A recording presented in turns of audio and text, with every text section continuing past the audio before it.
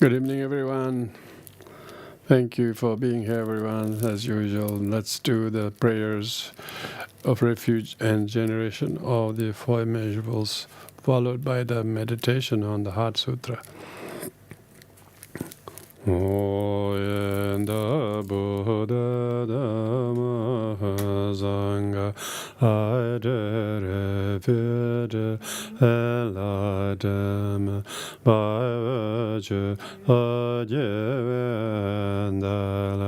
Ajare Buddha Vajravi and Buddha Dhamma Sanga refuge enlightenment by virtue of Jivendala Ajare Buddha Vajravi and Buddha Dhamma Sanga refuge enlightenment by virtue of Jivendala Ajare Buddha Vajravi. May all beings have happiness and cause of happiness. May they be free from suffering and the cause of suffering. May they know a power of happiness that knows no suffering. May they dwell in equanimity, free from attachment, and those never. May all beings have happiness and cause of happiness. May they be free from suffering and the cause of suffering. May they know a power of happiness that knows no suffering. May they dwell in equanimity, free from attachment, and those never. May all beings have happiness and cause of happiness. May they be free from suffering and the cause of suffering. May they know a power of happiness that knows no suffering.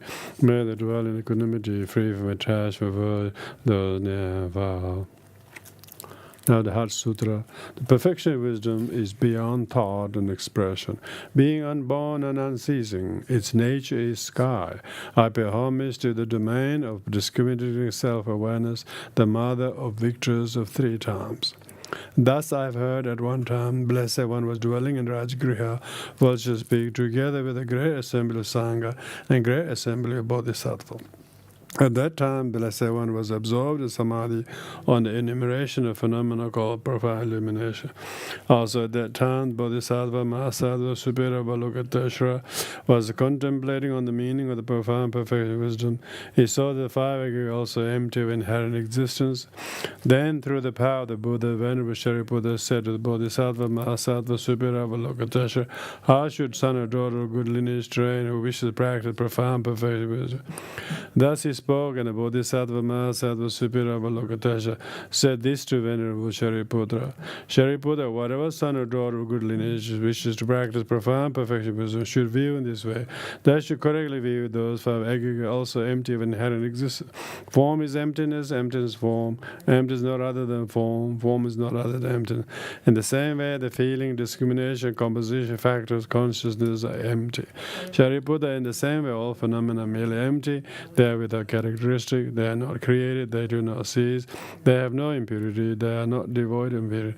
They do not decrease and increase. Therefore, Shariputra, in emptiness, there is no form, no feeling, no discrimination, no composition, factors, no consciousness, no eye, no ear, no nose, no tongue, no body, no mind, no form, no sound, no smell, no taste, no touch, no phenomena. There is no I element, and so forth, up to mind element, up to no element mental consciousness. There is no ignorance, no exhaustion of ignorance, so forth. There is no aging and death, no exhaustion of aging and death. In the same way, there is no suffering, no origin, no cessation, no path, no exalted wisdom, no attainment, and no non-attainment. Therefore, Shariputra, because Bodhisattvas have no attainment, they depend on and abide in the perfection of wisdom. Because their mind is without obstruction, they are without fear. Having completely passed beyond all error, they go to completion nirvana. All Buddhas who abide in the three times, having relied upon the perfection of wisdom, became manifestly perfect Buddhas in the state of unsurpassed perfect and complete enlightenment. Therefore, Shariputra, therefore the mantra of perfection of wisdom is the mantra of great knowledge, the unsurpassed mantra, the mantra that equal to unequal, mantra that thoroughly pacify all suffering. Because it is not false, it should be known as the truth. The mantra of perfection of wisdom is proclaimed Tadyada Gade Gade Barak. Barazanga den Bodhizo, Dadanga den Gade Baranga de Barazanga den Bodhizo, Dadanga den Gade Baranga de Barazanga den Bodhizo, Dadanga den Gade Baranga de Barazanga den Bodhizo, Dadanga den Gade Baranga de Barazanga den Bodhizo, Dadanga den Gade Baranga de Barazanga den Bodhizo, Dadanga den Gade Baranga de Barazanga den Bodhizo, Dadanga den Gade Baranga de Barazanga den Bodhizo.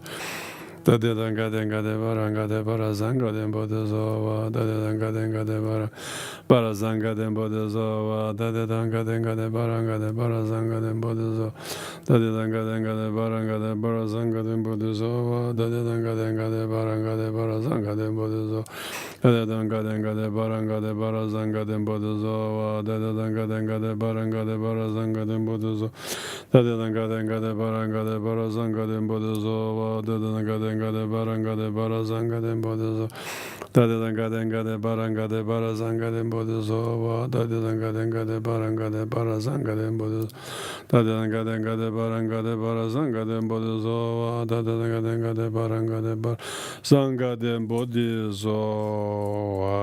Shariputra Bodhisattva must should train in the profound perfection in that way. Then the Blessed One arose from the Samadhi, said the Bodhisattva Mahasattva Superior. Well done, well done, well done. One of good lineage is just so, one of good lineage is like that. The profound perfection wisdom should be practiced just as you have taught it. Even the Tathagatas will rejoice in this. The Blessed One having so spoken, Venerable Shariputra, the Bodhisattva, the Mahasattva Superior Avalokitesha, all that are gathered there, and those worlds, gods, humans, demigods, Gandhara was filled with admiration. Praise the words of the Blessed One.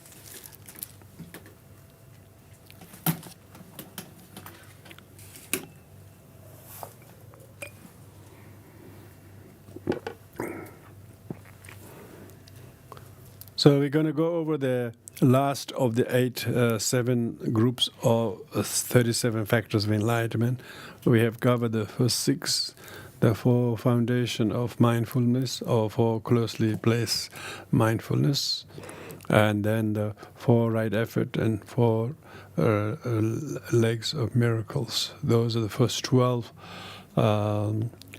conducive factors, people on a worldly level, but still who enter the path and then accumulating, creating, practicing, so that one actually can walk towards the light, leaving the darkness behind by practicing those 12.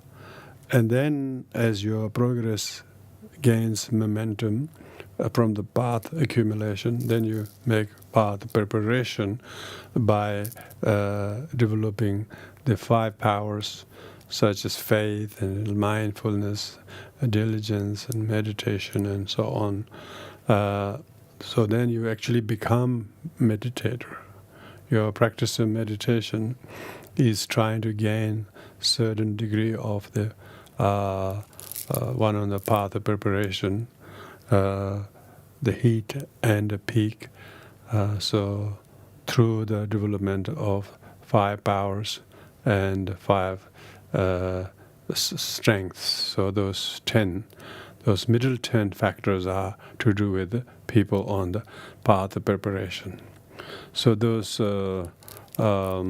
first 22 factors are all below the Aryas, so ordinary people.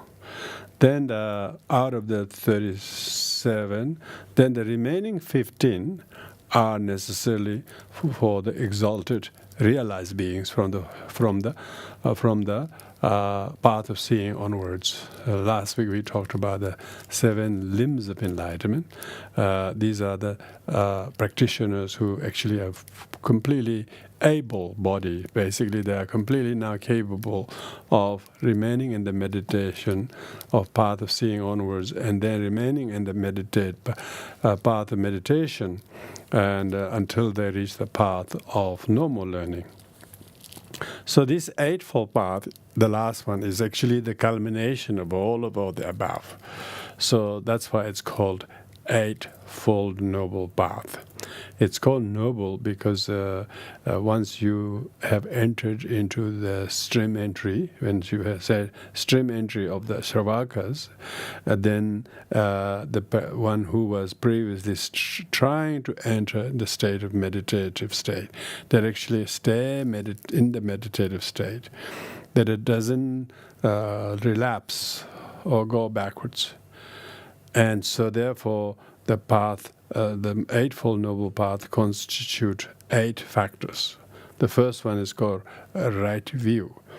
Now the right view is because until then their views are there. Most of them are conceptual views, and then only when your meditation is good, they're there, but you don't have this continuous right view until you reach the first bhumi onwards. Then your view is always, your right view is, because you can remain still in seeing continuously the 4 Noble Truths.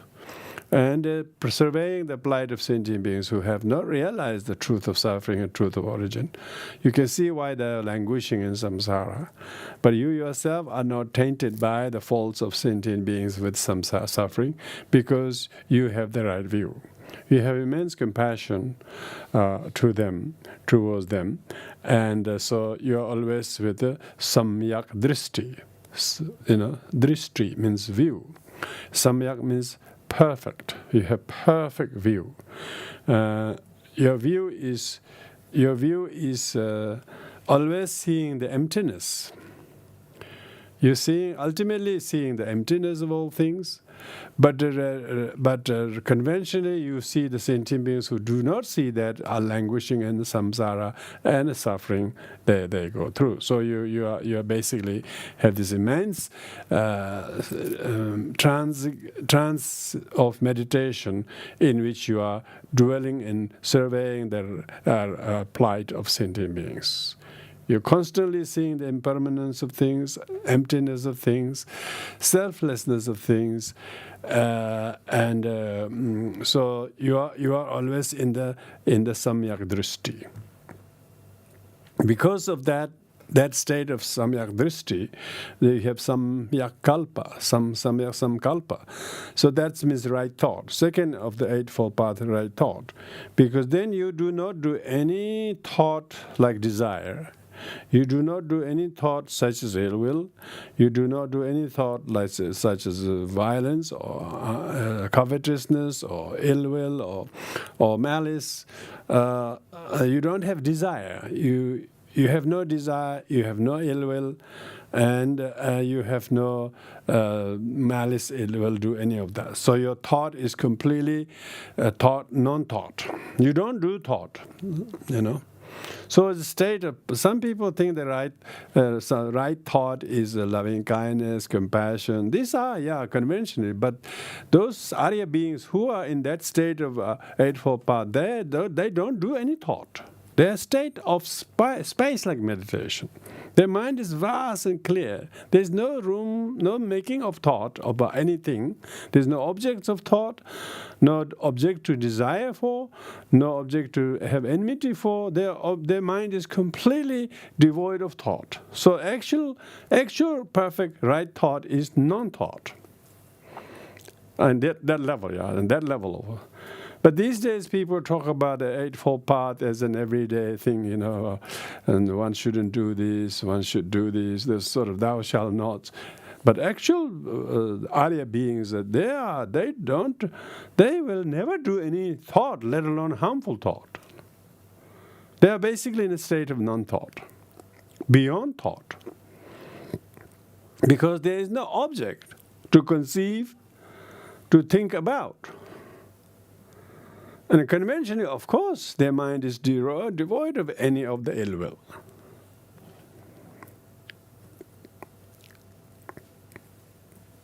When they are focusing, they are meditating on the ultimate nature of the four seals of Dharma and meaning of the four noble truths.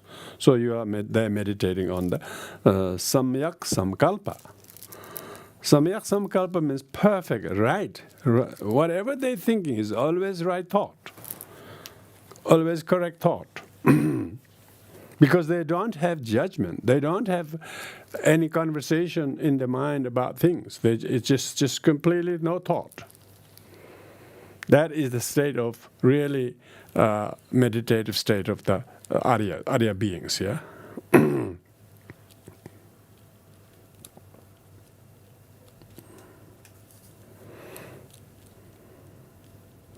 And should they ever say anything, it will be perfect right speech, They will basically pronounce the lion's roar, the emptiness of all things, the teaching concerning the right view. It doesn't muck around of all other things. It just straight away expresses the roaring of the lion's roar. And it does not stare in investigating in mundane things. And therefore, when we say right speech, whatever the exalted says, it becomes like a lion's roar, worthy of listening to, worthy of remembering, and whoever hears it, it benefits the hearer. Whoever get quoted that, it will become benefited that. So that speech becomes a cause of happiness, cause of wisdom, cause of discipline to the people who lack discipline, cause of meditation for those who didn't know how to meditate, cause of realizing the right view for those who did. So their speech becomes a constant cause of happiness, because their speech is, the subject of that speech is benevolent, and whoever hears it, whoever listens to it, it will allay all their sufferings and their causes, and that is the Dharma. We're talking about the right speech is the Dharma. The spoken words of Buddha is the right speech. It is not just abstaining from telling lies and telling something nice to please people and get the approval. This is not right speech. This is just PR. This is ordinary talking, The right speech of the Buddha is just a lion's roar. We cannot practice right speech.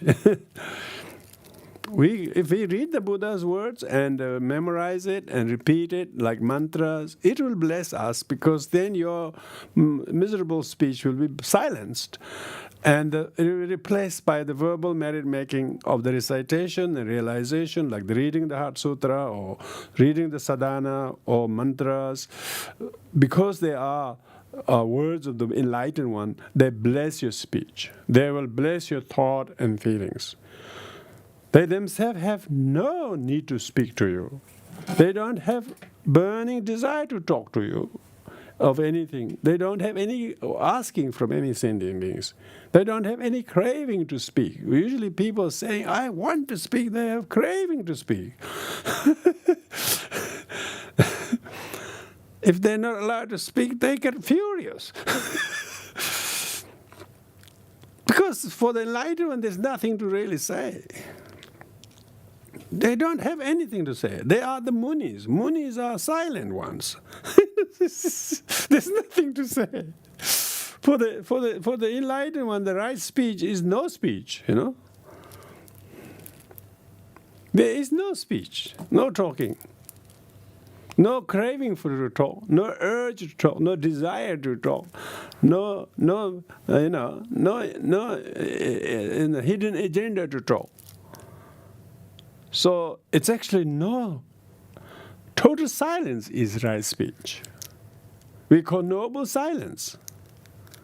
Noble silence is right speech.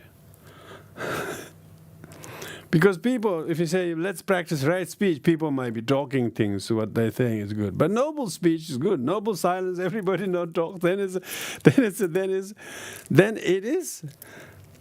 that silence they can have a deep understanding of what they hear or what they're thinking. And so therefore, the right speech of the enlightened one is no speech. When they do say something, it's a roaring sound of the thunder, or like a lion's roar. I've never heard lion's roar. That delighted me. I don't know why they use it as an analogy.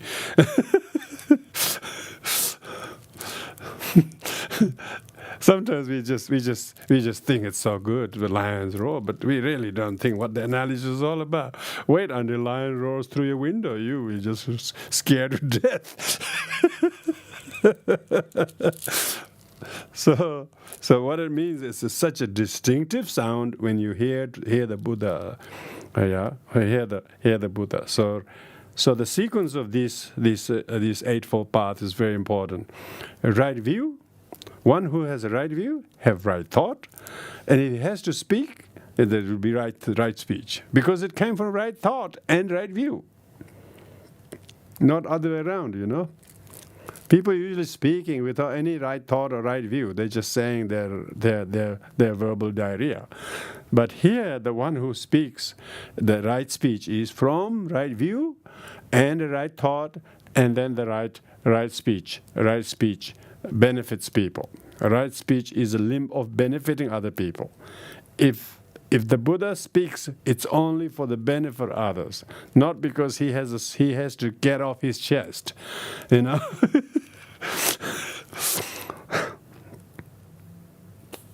He can even make other people speak on his behalf, you know. He has such he sits in silence, like Heart Sutra. He sat silent, and he was teaching them through silence.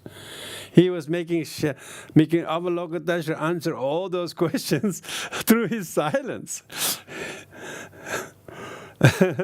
So his mind was such in a deep meditative state of right thought, you know, because of right thought and right view, he can make others speak. He doesn't have to speak.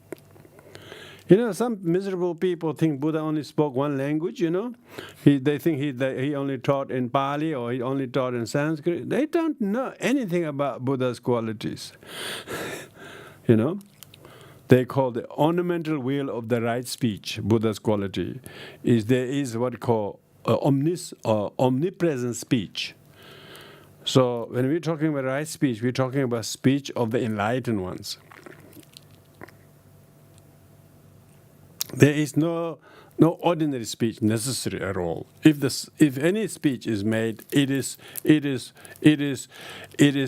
utterance of the truth. It is the pronouncing of the truth.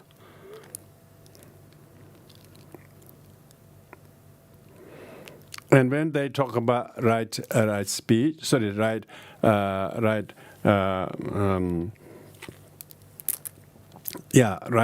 action. Of course, whatever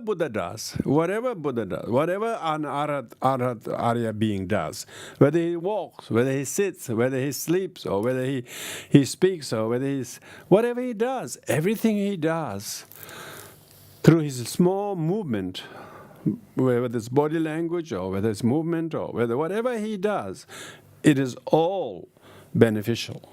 all for the delighting of anyone who witnesses this.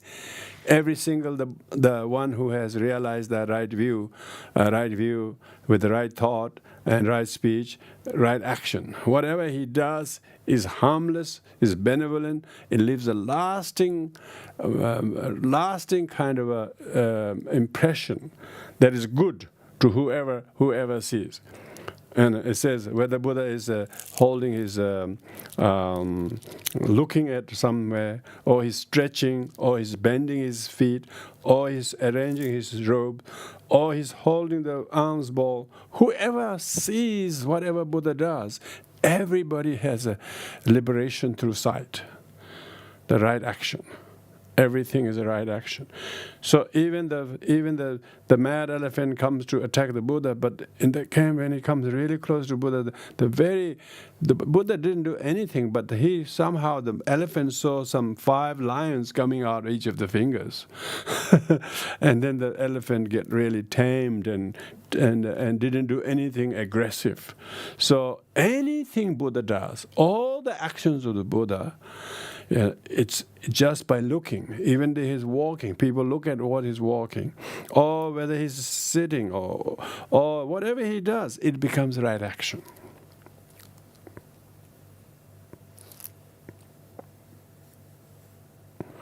And then we say right livelihood, and the enlightened one is never in seeking profit or benefiting, or have no hidden agenda to get things.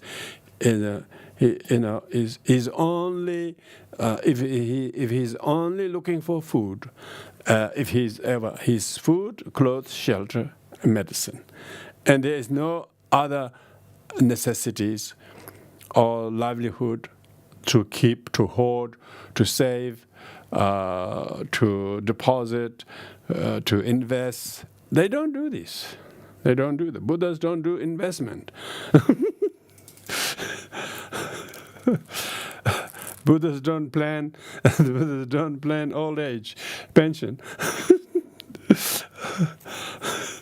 They have their right livelihood. Their right livelihood just the food for the even for the lunch. They don't think in the morning. They just when they're meant to go. They just that's it.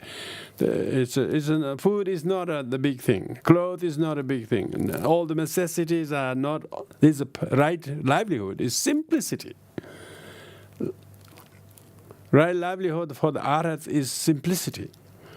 And never becomes a burden to have so much for the sake of just supporting one's body.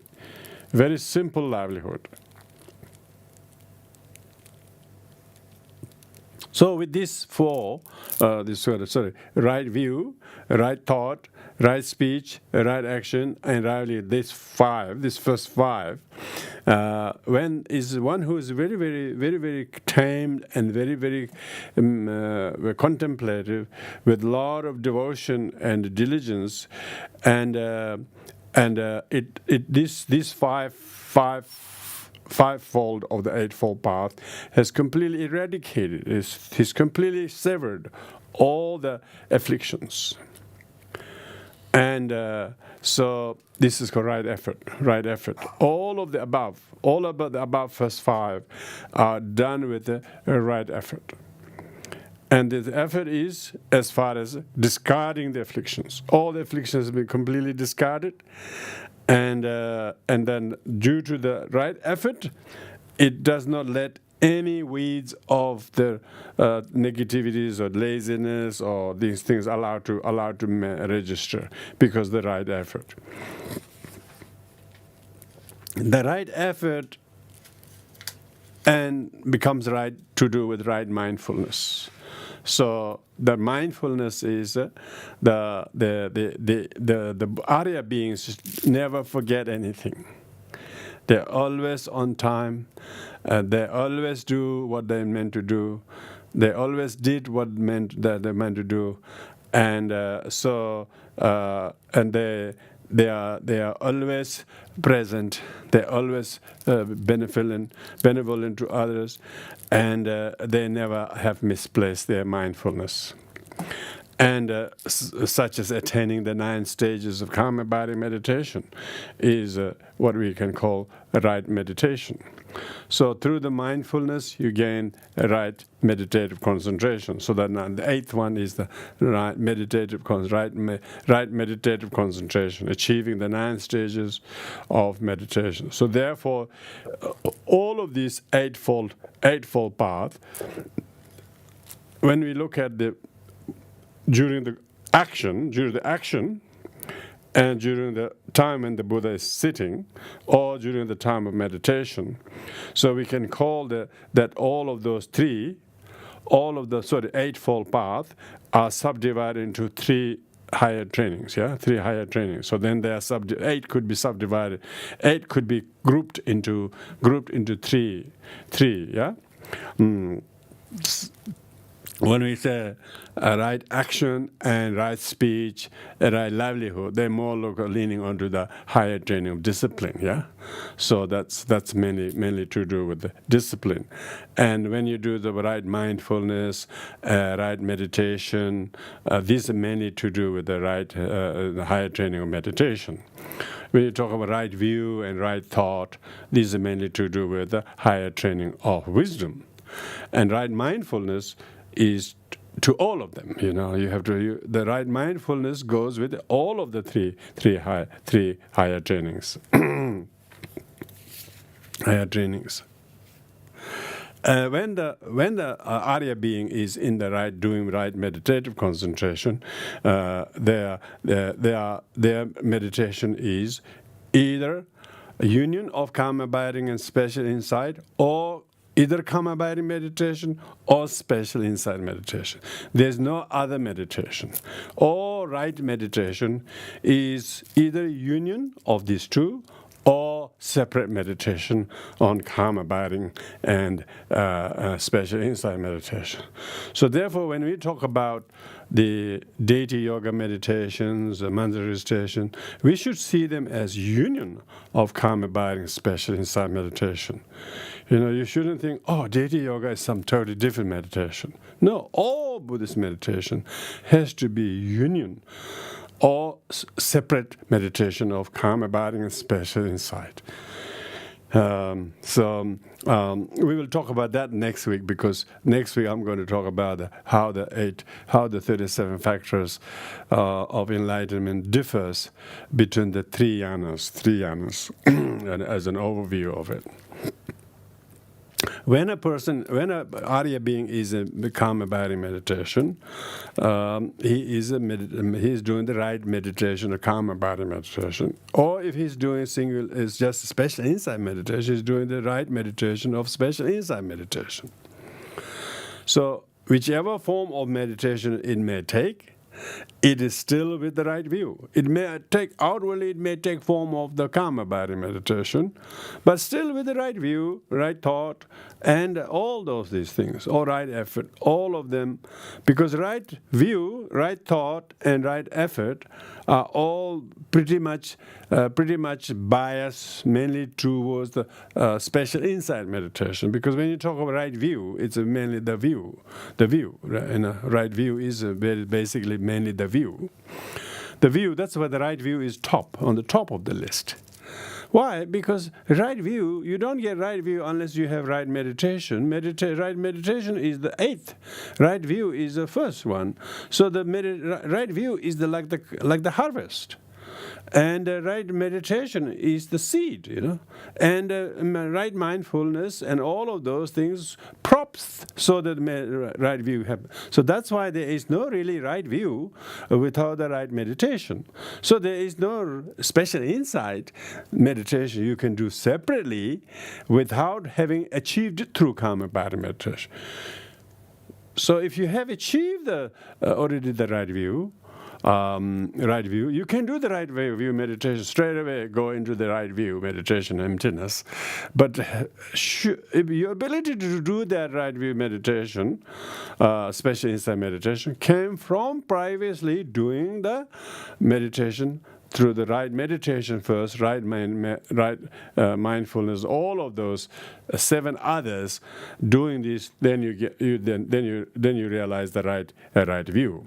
So that's why when we say Eightfold Path, you can never take one separate from the other 7. They're just question of what each of the limbs are more specifically tailored for. So therefore, right view and right thought and right effort are more geared towards the special insight meditation, because right view itself is the special insight, is it? Whereas the right effort and right thought are to that props the development of the right view. Yeah. Or also we can say the right mindfulness and right concentration are 2 main things for the karma body meditation. For the karma body meditation, mindfulness and meditative concentrations are necessary. You can't talk about right view to have right concentration meditation. So primary limbs for calm abiding is right mindfulness and right meditative concentration. And so right meditative concentration itself could be named after calm abiding meditation. And right mindfulness is the indispensable prop to the right meditative concentration to develop the calm abiding meditation. And all the factors that one needs to discard through meditation, factors like the obstacles, the hindrances that one need to eradicate prior to achieving the fruit of arhathood. In order to realize the fruit, one's returner and non-returner and arhathood, in order to yield the result of arhathood, you need to eradicate all the propensity and slightest latencies of not just of right view, but also right meditation.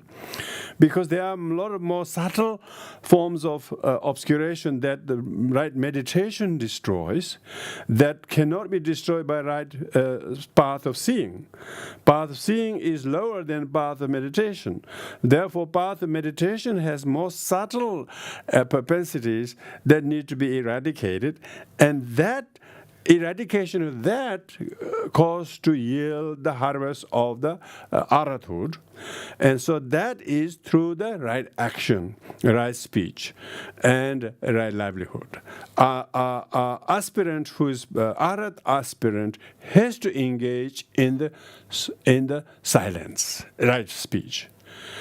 And that's why they mainly practice solitary realizers. They only can realize it by being in solitary, because otherwise they're talking too much and they waste a lot of time. So they have to be alone. They have to be alone as a mendicant. Hermit always realizes on their own.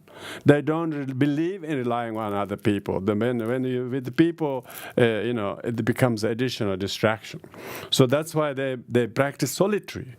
When they have managed to practice perfect speech, which is noble silence achieved by aloneness. Solitary realizers achieve noble silence. Why? Because they don't have no one to talk to. Not because they have chosen. They have chosen. By not having anybody, they have realized right speech. So that's our problem. We're just too busy interacting with people. We just have to disappear somewhere and practice right speech, which is noble silence. So that's what it says. How? And then it eradicate all the subtle latencies which are the hindrances of path of meditation.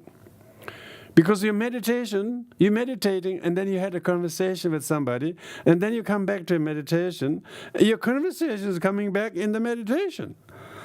And so there you go, you lost the meditation to the conversation. So So that's why part of our problem is we are having a lot of conversations, and therefore your concentration couldn't develop because we have a lot of in-between conversation with others. That's why when people are doing retreat, they're on their own. They're not meant to have conversation. If it said that if you have conversation, you broke the retreat. If you spoke, that's why it's noble silence, but they're supposed to stay silent. And during that, their mind is creating a lot of space to realize the meditation and what kind of subtle latencies and mental thoughts they need to eradicate. And that's exactly what he is saying is that those aspirants of adulthood who are seeking to achieve by doing meditation, they achieve that by solitude. Solitude gives them right speech. And also, solitude gives them right action because they're not doing anything mucking around with people, you know. They're not trying to please other people. They're not trying to do get other people to make themselves important. They're not waiting any of that because they have no action. See, inaction is action, right action. Inaction is right action, no speech is right speech, and both are realized when you are in solitary.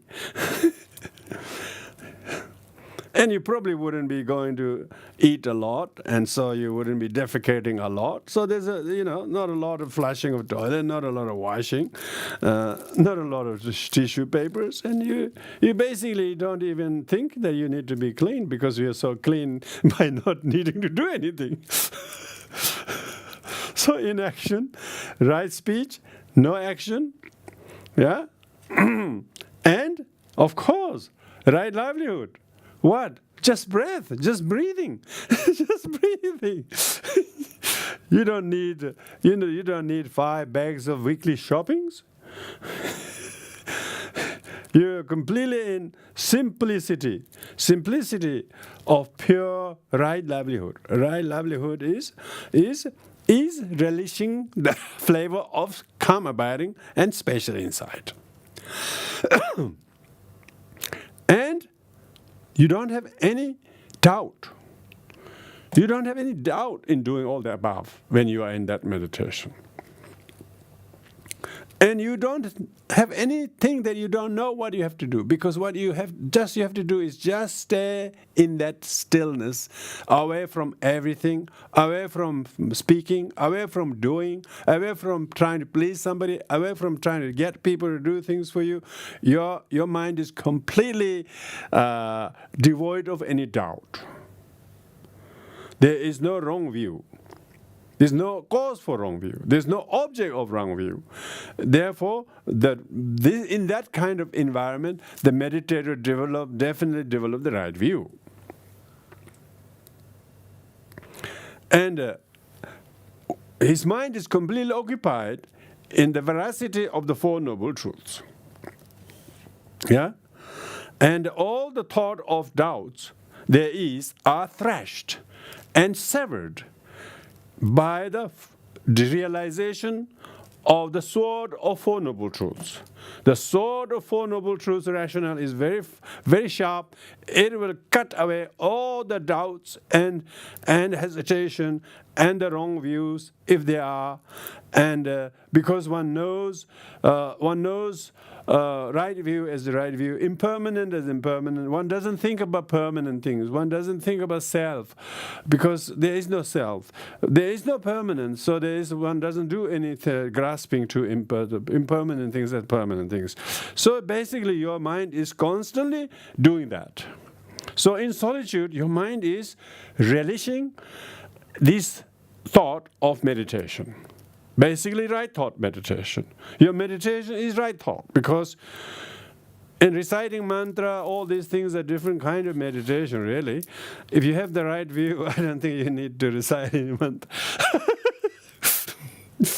Even reciting mantra is so that you reach to realize right view, you know. If you're reciting a lot of mantra, it looks like wrong speech to me. Of course it's not, but why you have to say anything when you don't need to say anything? when you have realized that right speech by silence, of course, it's the mantra that purify all suffering, remember? Mantra that surpasses all mantra. What is that? Silence. Right speech.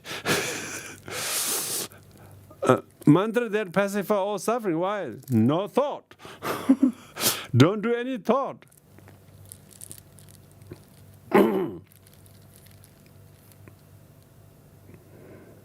So when they say words, like samyak samkalpa, samyak samkalpa, samkalpa means thought. Samkalpa means right thought.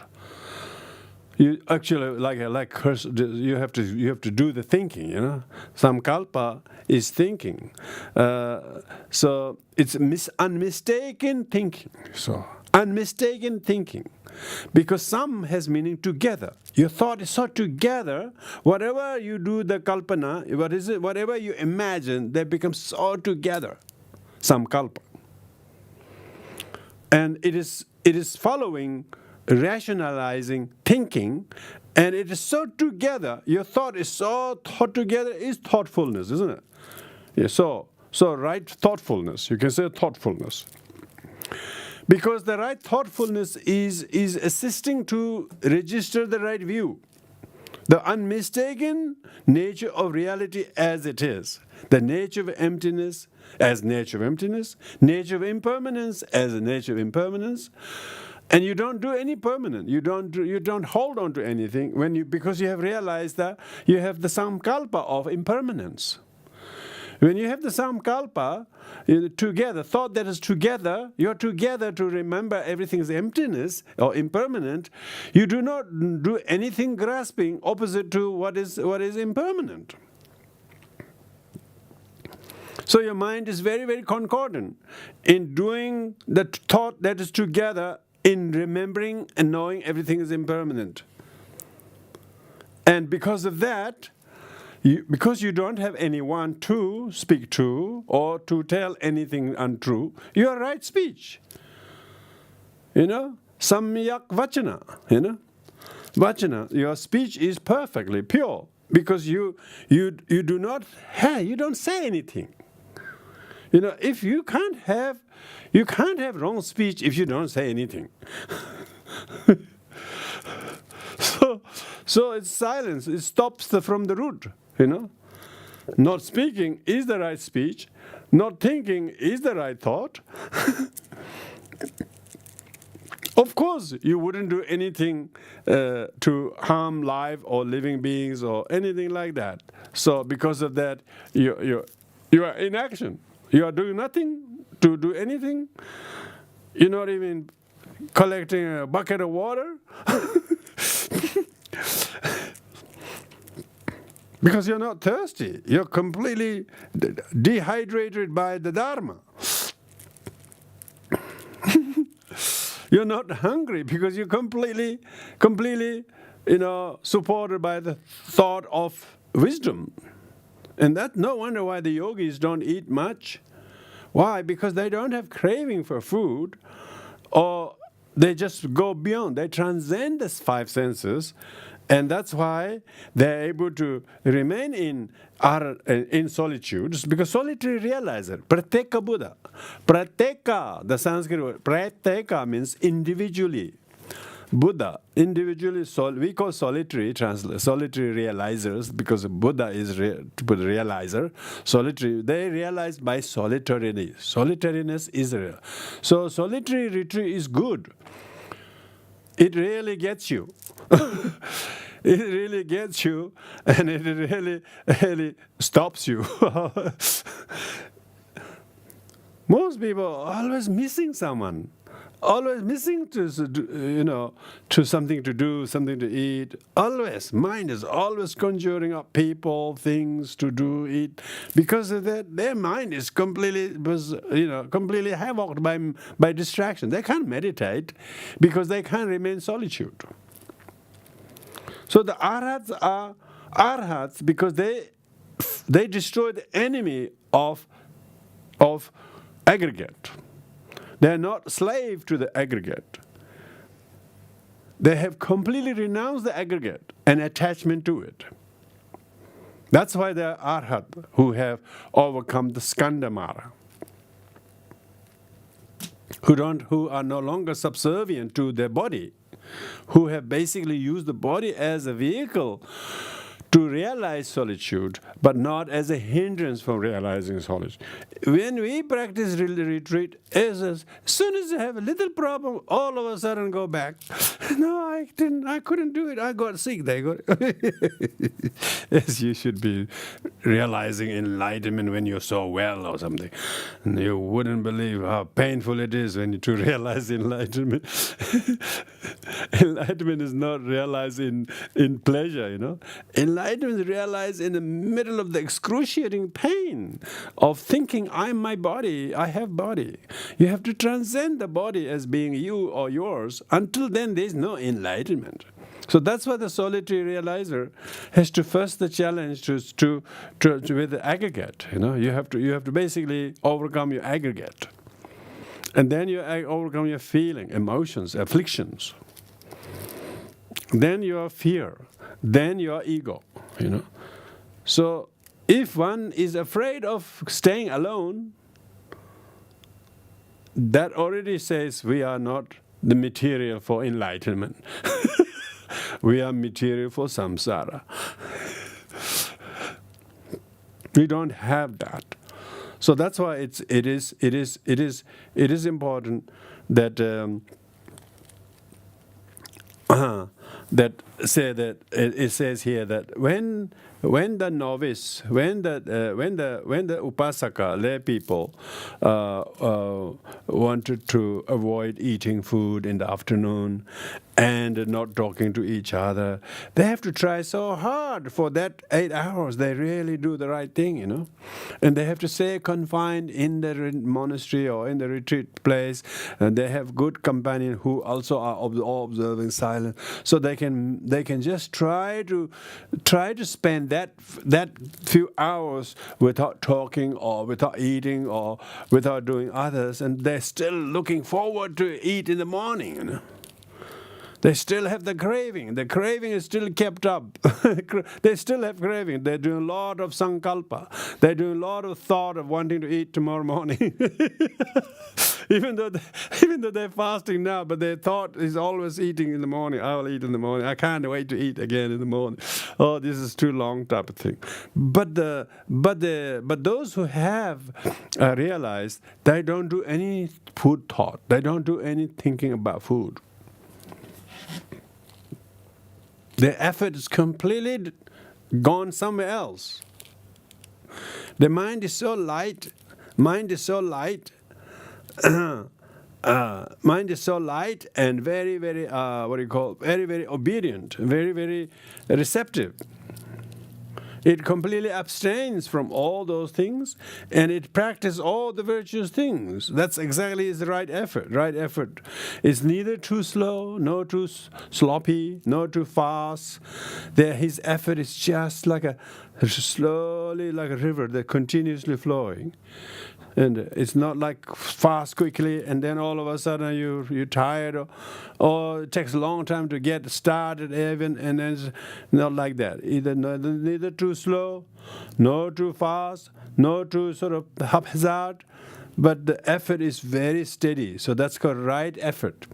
Right effort, like an experienced spinner spinning the wool, experienced spinner will spin every little piece of wool and without any wastage of the wool continuously. Like that, a right effort practitioner knows exactly how his or her time is best utilized in a very meticulous execution of the effort.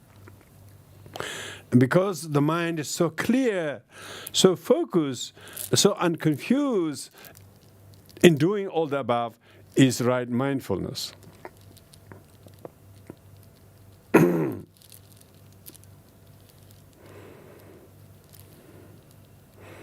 So it is this. There are 6 powers they talk about: power of seeing, power of familiarization, and all of the many factors come together for the meditator to remain in that right view through the right meditation, both as a calm abiding or as a special insight or union of these two.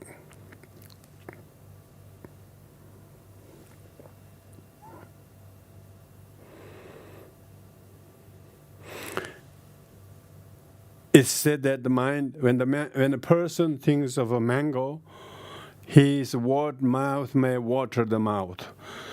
Likewise, the one who has right mindfulness, his mind waters the mouth of the taste of enlightenment. So he's always thinking of the enlightenment. He's thinking of the virtues, qualities, and therefore his mind is always watering watering his mouth of remembering the taste and flavor of calm abiding, and then he remembers in his deep union of calm abiding, especially inside, he remembers many past lives. He could see many past lives and where one were and what one did and with whom and so on. And so therefore, when there's a right mindfulness, in such meditative concentration, arhats remembers past lives. And then they have a burst of belief in law of cause and effect, and existence of past lives, and existence of future lives. That's why majority of people don't have any ability to meditate solitarily, to allow the mind to actually have the ability to remember all the lives that one had but one has forgotten. In deep calm abiding meditation, and especially inside combined, you actually will inferentially establish the existence of past lives and have no doubt about the existence of future lives. And this is right mindfulness. Right mindfulness here is not just thinking of impermanence, but impermanence, yes, right now I'm this, but 10 lifetimes ago I was such and such. So yes, he remembers what he did in such and such time, which has merited him to be born as a precious human rebirth, and therefore he is even more, he's acknowledging how true the teachings are about the existence of one and former and future lives. Right mindfulness in that sense, right mindfulness that they actually, Buddha himself couldn't help remembering all of his past lives. You remember? After he's got enlightenment, after he achieved this path of meditation, after he achieved the path of seeing, and then he remembered all the past lives. When he was experiencing the peak of this Eightfold Path, realization of right meditation and right view and all that, and right mindfulness, If we're not talking about here right mindfulness, knowing how to focus your mind on the breath and counting the breath. We're not talking about this kind of conventional right mindfulness. We're talking about right mindfulness of recollecting all past lives. So therefore, lots of people talk about the Eightfold Path as an everyday Buddhist people should practice the Eightfold Path. No Buddhists can practice this Eightfold Path because they have to become solitary realizers at least. But they conventionally talk about, thou shalt not do this, thou shalt not this, not killing, not stealing, these things are right action, and not telling lies, these are right speech. People say that, but that's a really watered down version of what is Eightfold Noble Path. And that's why quite a lot of Tibetan Buddhist scholars, when they read we ourselves included, we always talk about Eightfold Path, don't do this, don't practice violence, practice right speech, that right speech, don't kill any sentient being, that right action. We say that, but I think that's because people have made a very big habit of and Eightfold Path is what our practice of what everybody's abstention from killing and not stealing is relatively good. But they are only abstaining from killing so that they can be reborn again, poor thing. They can reborn in higher realms and so that they can be taller and have a good body. And people are practicing with a lot of hidden agendas. That's not right action. That's a hidden agenda action. What do you think? Most people are, that's what in the teaching they say, people of lesser intelligence, middling intelligence, and a superior intelligence. Most lesser intelligence are practicing Eightfold Path, even when we can say Eightfold Path, so that they don't be born in the lower realms. So that they pray to be born in a higher realm next life. Most Buddhists are like that, you know. Most Buddhists are always praying for each other to be born in higher realms. Nobody is praying so that you realize Eightfold Path, you know. They're just praying for each other to be born in somewhere better with a lot more sufferings. So that shows that most people practice abstain this, abstain that, observe vows, observe precepts, but simply with the intention so that they can reach nirvana for themselves. Even that might be regarded quite lofty goal, you know. But from Mahayana's point of view, to attain enlightenment for oneself is a taboo. So when we talk about Eightfold Path, Eightfold Noble Path, it's not Eightfold Noble Path that is everybody can practice even if they want to. They can't because they have lesser person intelligence mentality or wanting to be born higher realms, or middling person's intelligence or wanting to be attain nirvana for themselves. Superior person intelligence is to attain enlightenment for the benefit of all sentient beings. So if one were to practice any of thou shalt not or any of the right Eightfold Path, maybe one meditate on impermanence, emptiness, and so on, because one has a conceptual understanding of emptiness. Maybe you can say you have a reasonable conceptual understanding of right view, but that still is not right view. The right view here is the exalted bodhisattva or arhat who have reached the path of meditation and non-relapsable in samsara, and therefore meditating in that state of emptiness always, you know. So right view is concerning in that. But of course, that's why, because the reason why this Eightfold Path is listed as the last group of the seven group. Why is it listed? Because otherwise, when we talk about it right at the beginning, when we Four Foundation Mindfulness, or when you know that everything's impermanent and all afflicted emotions, suffering, there's no self, and nirvana peace, we already sort of conceptually knew that we should have pretty much a right view up our sleeves by then. So we don't have right view. We just have a conceptual, academic, intellectual, theoretical understanding maybe of these things, but we don't have right view of the meditative realization, of the right view of a bodhisattvas dwelling on the 10th bhumi. We don't have that right view. So right view necessarily is above path of seeing, not below. Our conceptual understanding of impermanent emptiness are all conceptual, theoretical understanding of that. They're not right thought. They're not right view. That's why it is important how to distinguish these particular. When we talk of this Eightfold Path, is not the every day-to-day nice behaviors of people, not doing bad things, not speaking bad things, and not having bad intent, and all of those things these things are nice, very good, socially acceptable norms and behaviors, conduct, but they are not right action and right speech. They're doing to save their face.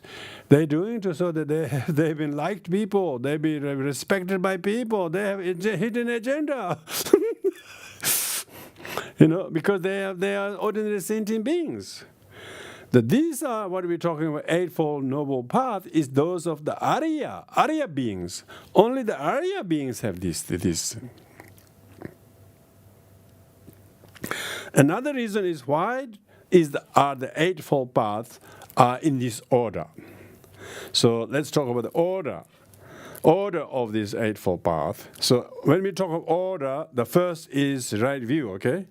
Right view. Because when you realize how true the Four Noble Truths are, through your meditation, when you realize that, and therefore, first is the right view. First view is the realize, after you reach nirvana and above, through the path of meditation, you realize the Four Noble Truths, and therefore, a right view is the first one. Then, second is called right thought. Then your thought will be completely right, because your thought is completely influenced by right view. Yeah? Right view. Just as you saw the truth, so will your thought will be influenced by that samyak samkalpa. No wonder your thought is so correct, because you have the right view. If you didn't have the right view, your thought would be wrong thoughts. That's why second, the right thought comes after the right view. And then, one who has the right view and right thought, if he speaks, it will be right speech, for sure. For sure. Otherwise, it would be another verbal diarrhea. Otherwise, it would be ordinary speech, you know. So whatever he says, the enlightened one, Arhat, speaks, it's because right thought and right view he has. Therefore, whatever he says becomes pearl of wisdom. Samyak vachana. It becomes a right speech. And then his right action, right? Whatever he does, whether he walks, whether he stands, whatever, it's so elegant. And merely ordinary people laying their eyes on the Buddha or Arhats walking, some people you just see, and the Khenpo Ape is like that. I think I always thought, has amazing presence, when he walks or whatever. It's just it's like an elephant, Not because he's large, but there's incredible sight when he does things, Like that, those who have the right thought and right view and right speech, then right action. And right action, and then right livelihood. They would never do anything that is wrong livelihood. They will be very simple, easily contented, and simple, never wanting more, no greed, no covetousness, and so their livelihood is very simple.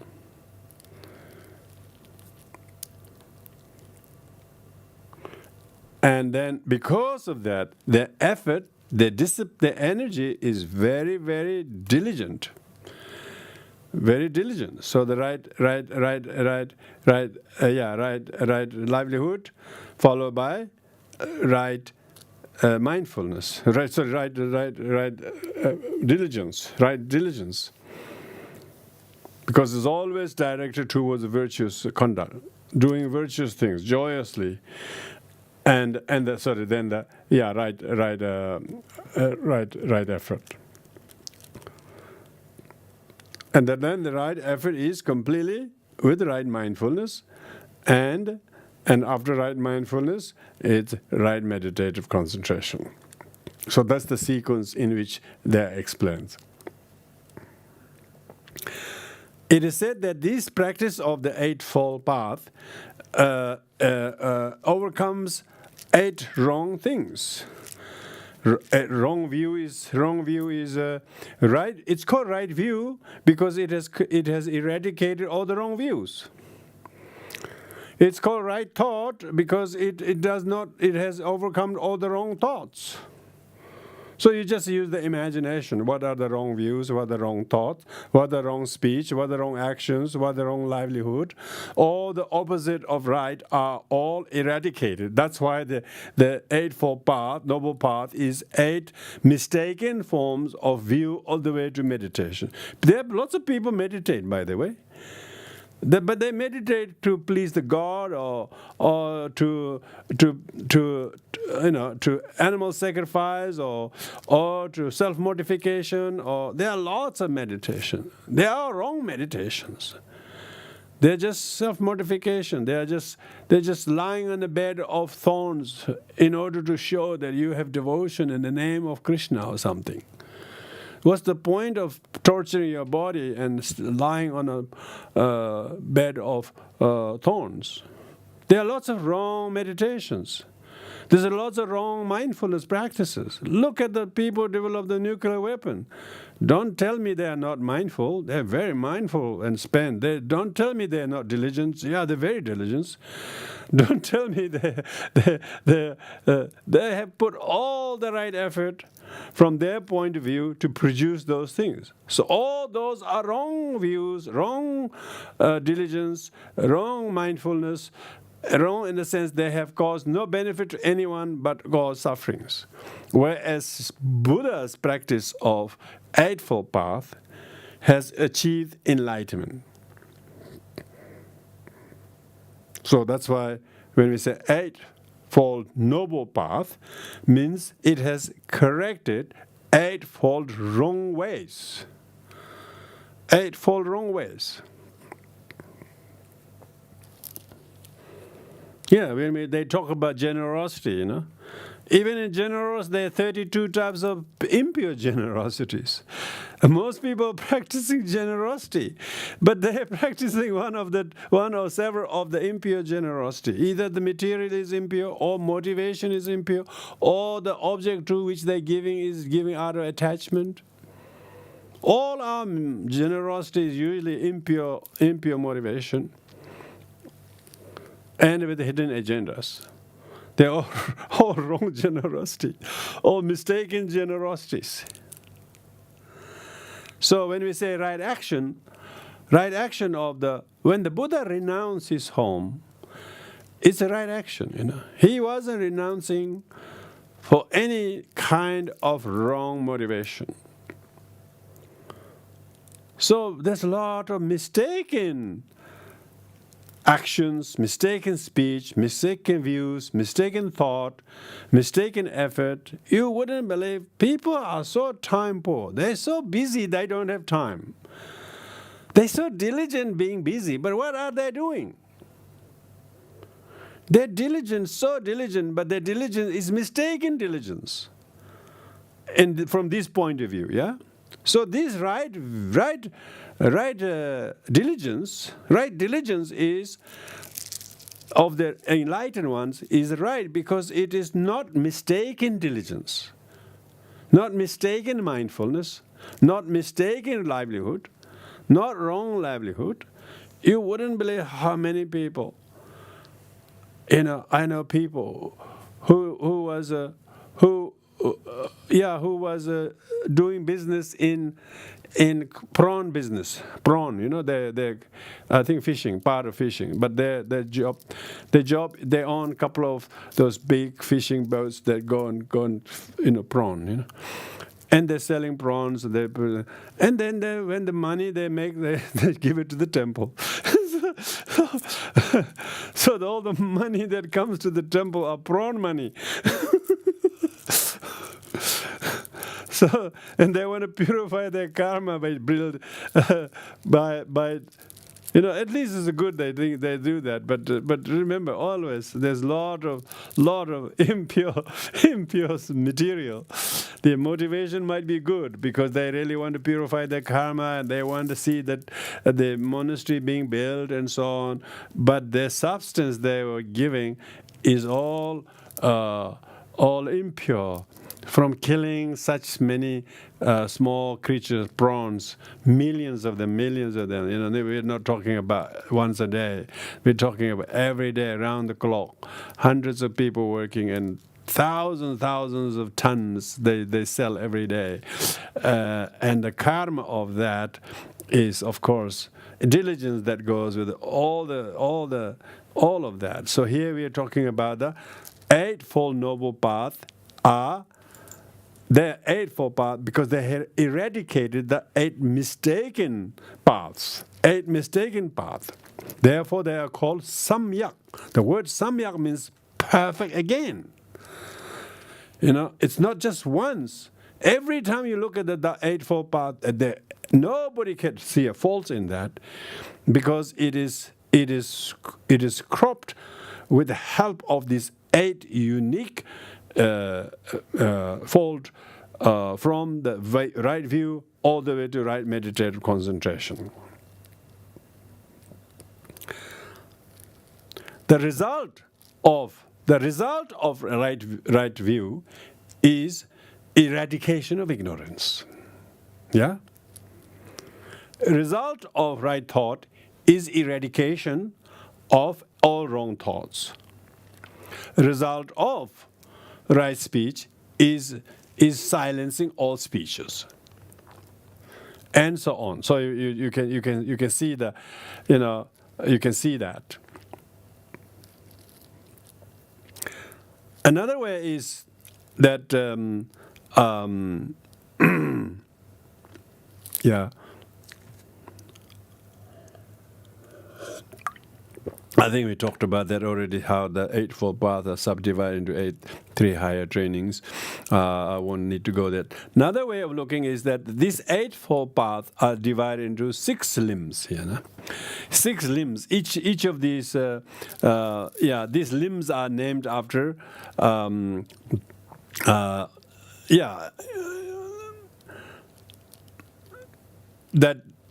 that which severs, the limb of severing things, severings, and limb of empowering others, limb of making others believe, limb of purifying afflictions.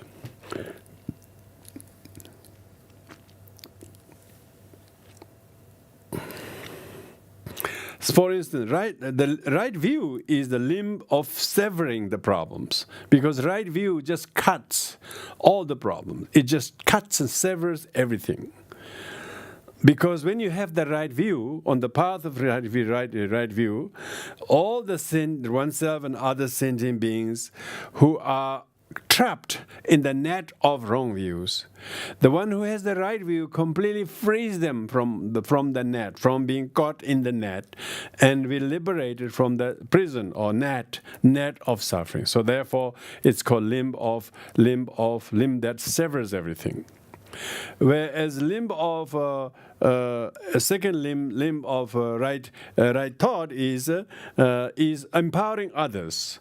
When you teach the right thought of the Buddhist thought, even the idea Buddhist thought to others, it empowers other people.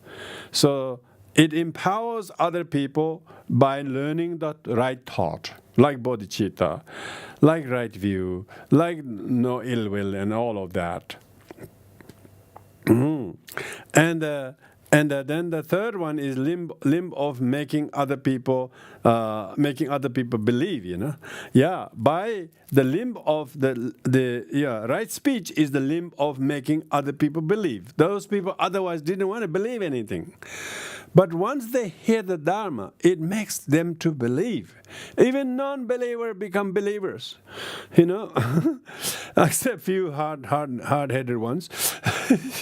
Most people who they thought they will never believe, they will never bow down before the Buddha, they never do those. Now they're all so tamed and so devout. You wouldn't believe, Yeah, people are completely turned into believers by the power of the right speech. Power of the right speech makes people to believe the teaching so much, and they completely change. Before they thought, I would never bow down to the Buddha. People said, I will never prostrate. But after they really understand the teaching which they listen, then they just have no doubt of bowing down, Everybody now believing in the benefit of bowing down. So that's just an example, And everybody wanted to meditate. Look at how many people want to do meditate these days. But everybody heard that meditation is good. Everybody believed that meditation is good. Even though they don't know how to meditate just yet, but they just all believe they should meditate, So because the speech, right speech is so much, it makes people to believe. Even the people who are non-believers, they become believers. People who don't believe in non-violence or tolerance or compassion and forgiveness because they really want someone to retaliate when someone harms them. And previously they maybe even talk about zero tolerance. Now wait until they really hear the teachings and its benefit. Then they will start believing in non-violence and so on. So that's called limb of. So the right speech is the limb of making other people to believe. And then the limb of destroying affliction, destroying afflictions, Whoever adopts, Whoever adopts their right practice of right speech and right livelihood and right action, it completely destroys their afflictions. It changes their behavior. Their behavior is completely pacified, subdued. So in this way, you can look at how Eightfold Noble Path has a unique characteristics and a limb that makes people to achieve qualities. Those people who are previously lacked discipline, lacked diligence, now they have diligence, they have discipline, now they have time, now they have commitment, now they have brotherhood, now they are kind to their mothers or whatever. Previously they didn't have any qualities such that. They are full of faults. And now when they become exposed to the Dharma, and they all become, they acquire qualities. They all become good, basically, because taking refuge means become good,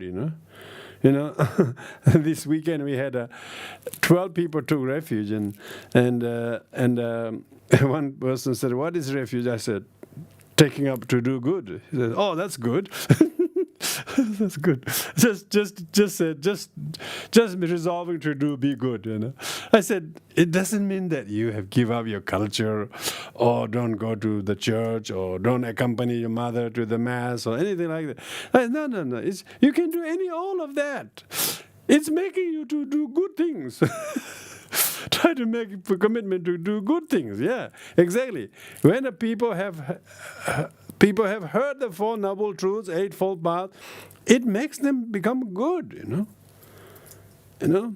Because the Thona Mintumpa Meba says, it says, if people saw it, people heard it, it is nothing discordant about the Dharma. It's always agreeable to everybody. Everybody say, what a fantastic thing to believe. What a fantastic truth that teaching is.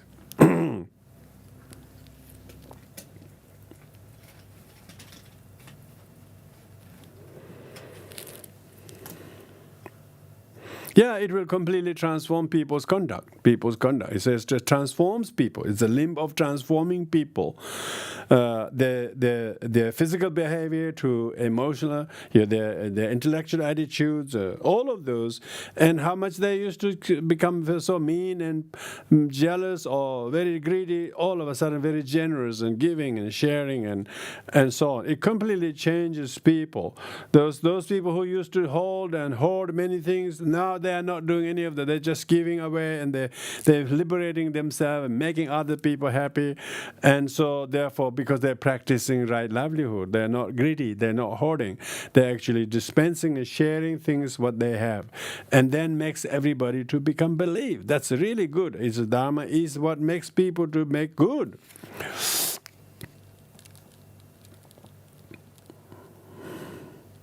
So in this way, if we were to encapsulate this with the if you can encapsulate the meaning of the Eightfold Path with the 5 topics, the objectives The objective of each of the Eightfold Paths is to eradicate the wrong view, wrong action, wrong speech, wrong livelihood. Yeah, so that's the objective of the Eightfold Path.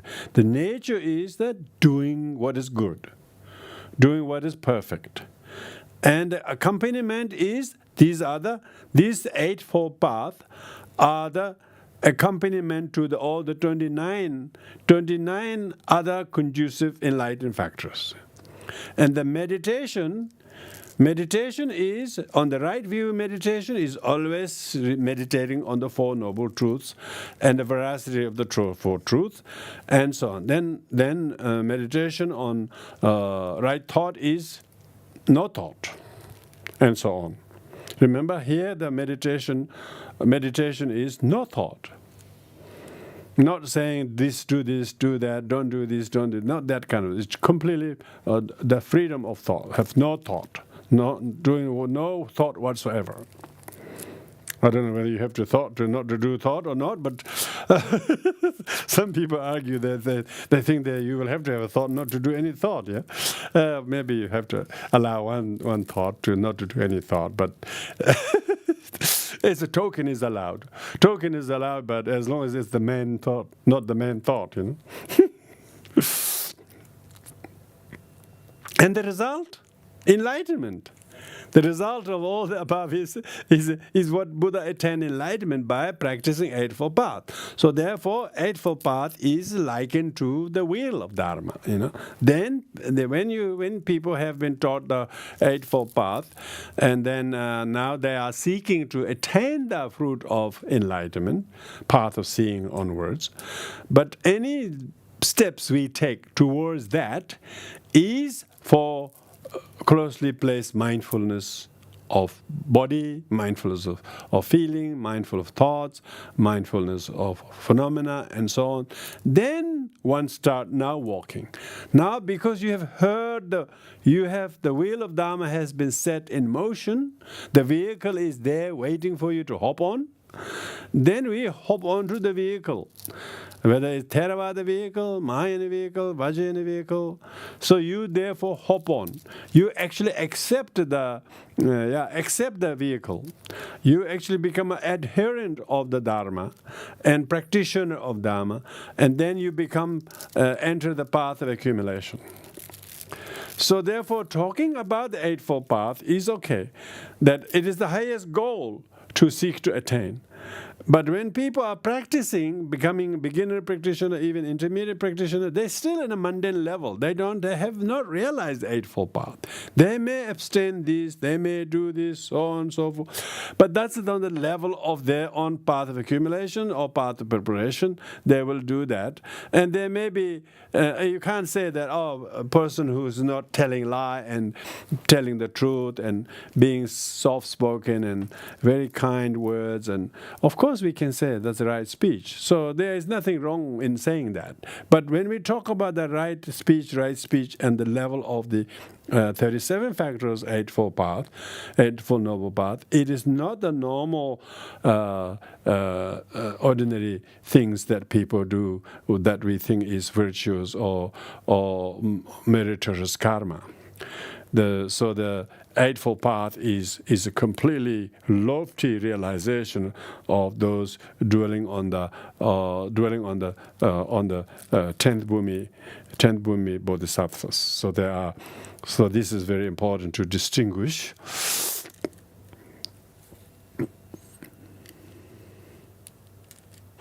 Because when the meditator has already have experienced the vipassana, because on the path of the meditation of seeing, path of seeing, when the person experiences the path of seeing, he's seeing the truth. He's seeing the truth with his naked eye. Previously, he has been told what the moon is like, and people point the fingers at, and he imagines it is white and cold and whatever it is. But now he actually sees it. Just as much as it is, he sees it. Not as much it was told before. As much as it actually is, one sees. So that therefore is the objective of the meditation, is to see things as it is.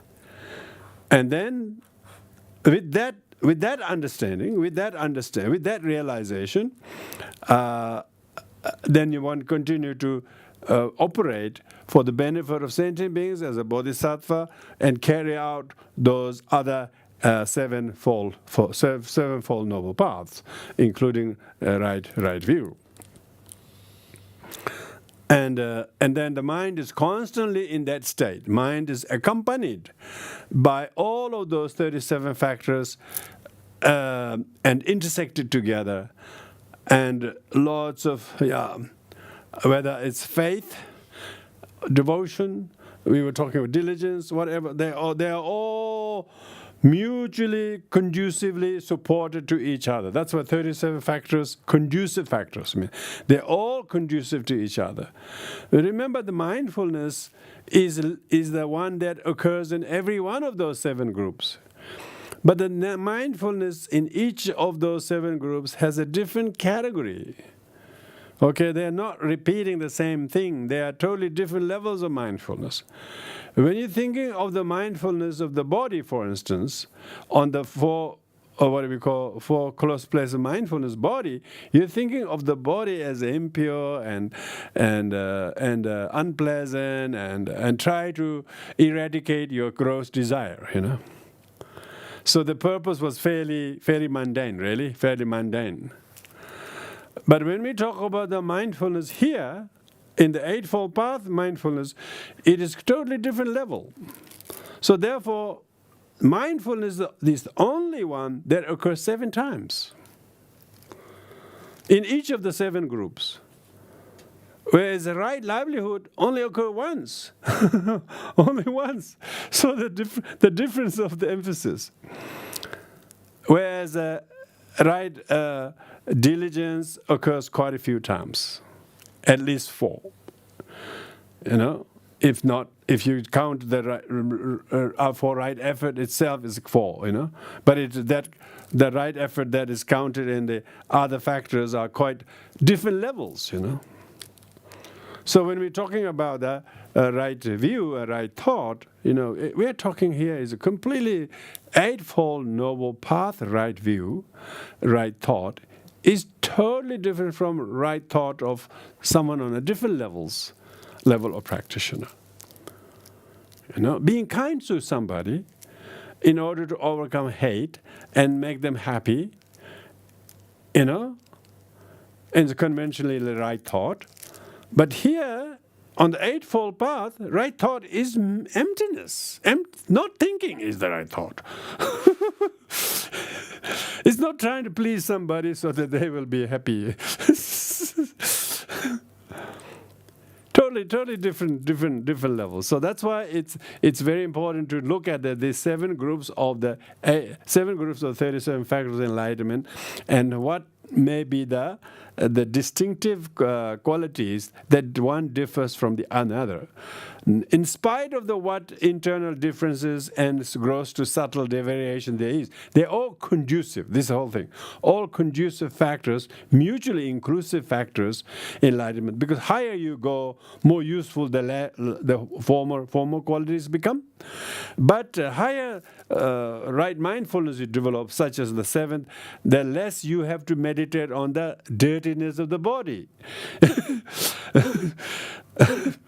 Because you don't see any body too dirty. There is no body to be dirty of. You don't even see any body, let alone think that are dirty.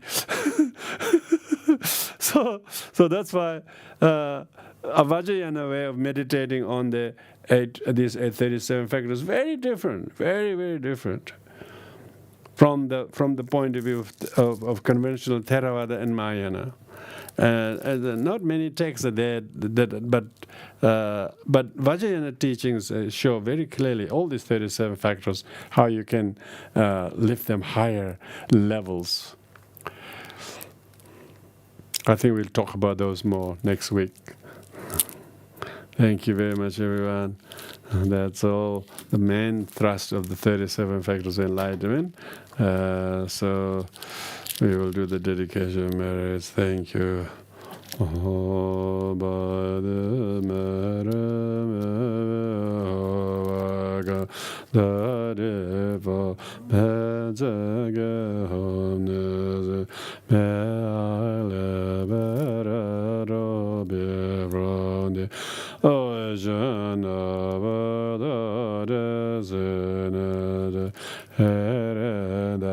Mahayana Deje whatever Eradicating because the lava to the Mahayana Deje courage manjus renew as a tabada de la wallow oh the example I shot the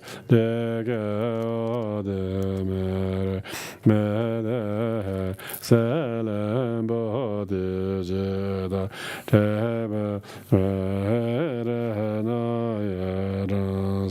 whereas Bembo Mehedinger freely without generation.